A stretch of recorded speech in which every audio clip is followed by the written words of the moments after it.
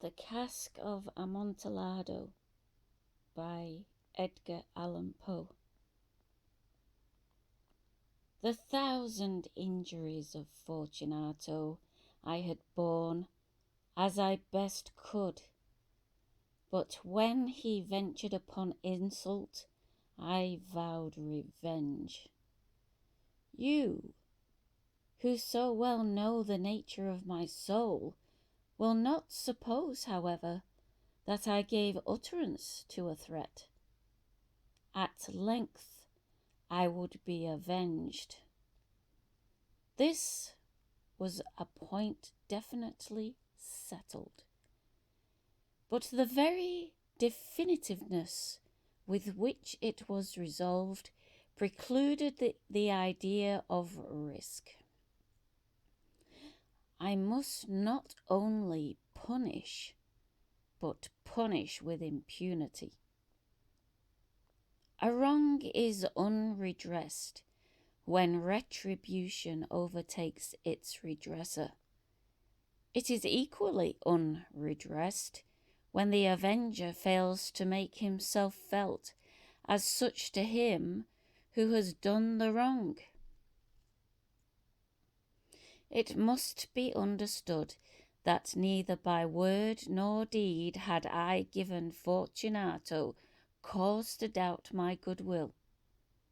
I continued, as was my wont, to smile in his face, and he did not perceive that my smile now was at the thought of his immolation.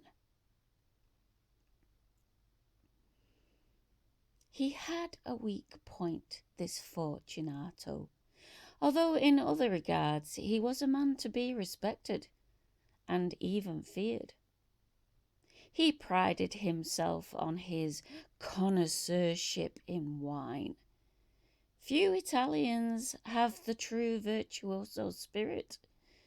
For the most part, their enthusiasm is adopted to suit the time and opportunity, to practice imposture upon the British and Australian millionaires. In painting and gimmery, Fortunato, like his countrymen, was a quack. But in the matter of old wines, he was sincere. In this respect, I did not differ from him materially. I was skillful in the Italian vintages myself, and bought largely whenever I could.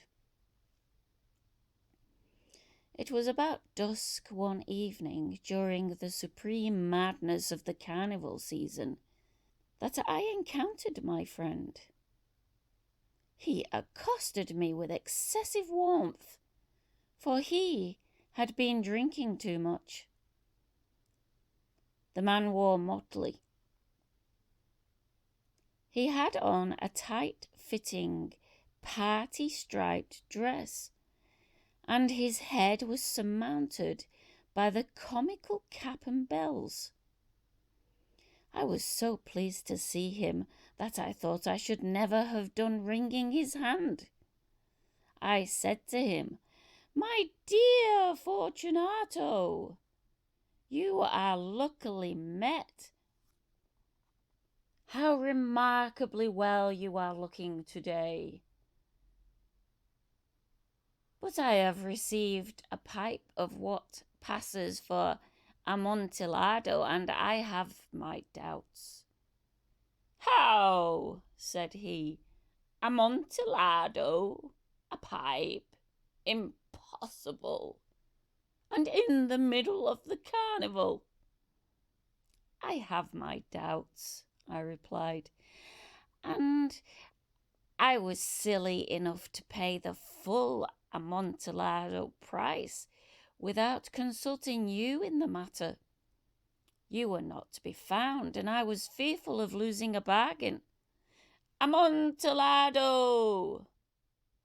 "I have my doubts." "Amontillado!" "And I must satisfy them." "Amontillado!" as you are engaged, I am on my way to Lucrece. If anyone has a critical turn, it is he. He will tell me, Lucrece cannot tell Amontillado from sherry. And yet some fools will have it that his taste is a match for your own. Come, let us go. Whither? To your vaults. My friend, no. I will not impose upon your good nature. I perceive you have an engagement. Lucrece, I have no engagement. Come. My friend, no. It is not the engagement, but the severe cold with which I perceive you are afflicted. The vaults are insufferably damp. They are encrusted with nitre. Let us go, nevertheless. The cold is merely nothing. Amontillado! You have been imposed upon, and as for Lucrece, he cannot distinguish sherry from Amontillado. Thus speaking, Fortunato possessed himself of my arm, and putting on a mask of black silk, and drawing a roquelaire closely about my person, I suffered him to hurry me to my palazzo. There were no attendants at home.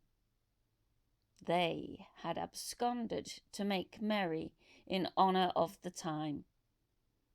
I had told them that I should not return until the morning, and had given them explicit orders not to stir from the house.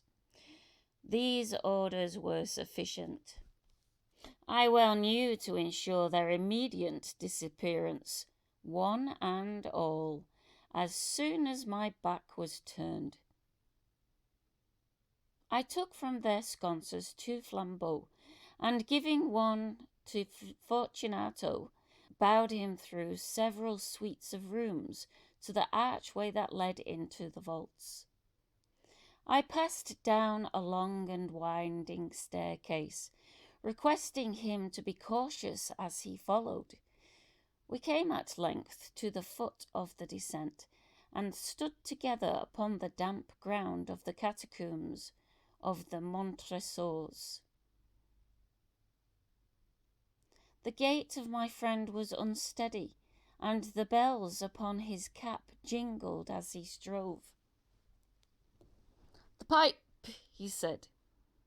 "It is farther on," said I, "but observe the white web-work which gleams from these cavern walls." He turned towards me and looked into my eyes with 2 filmy orbs that distilled the rheum of intoxication. "Nitre?" he asked at length. "Nitre," I replied. "How long have you had that cough?"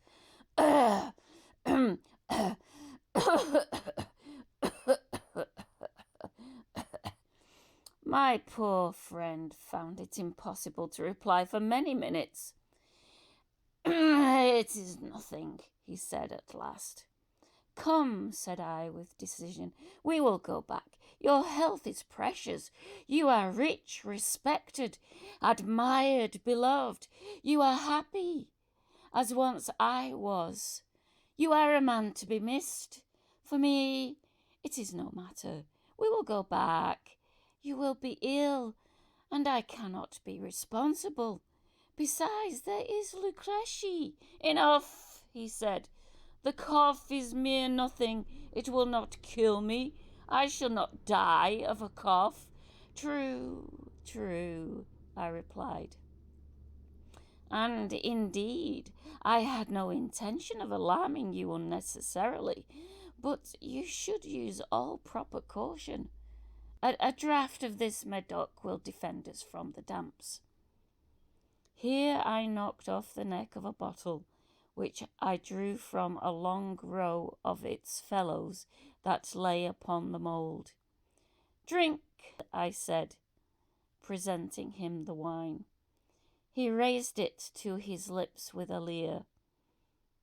He paused and nodded to me familiarly while his bells jingled.